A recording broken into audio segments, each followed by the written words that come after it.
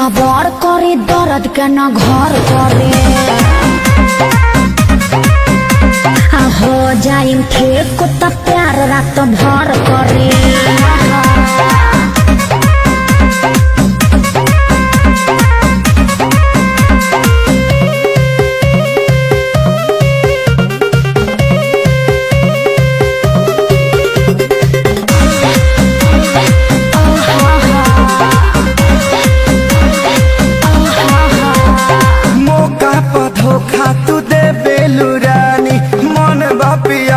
पिया दाना पानी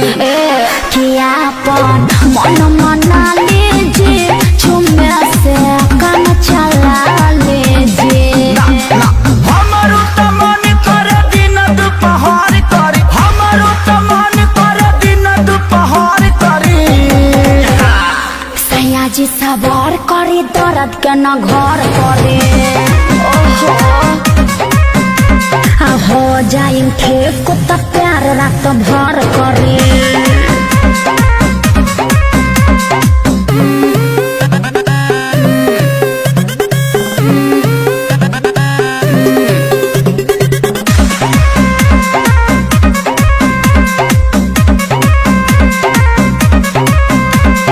रोजे रहेला तहर नया बहाना मरद के दर्द तनी बुझे जनाना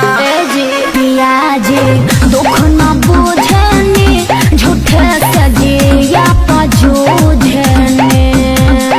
ऐसे घबरालू जैसे लागता मोटर करी ऐसे घबरालू जैसे लागता मोटर करी सैया जी सबर करी दर्द के न घर करी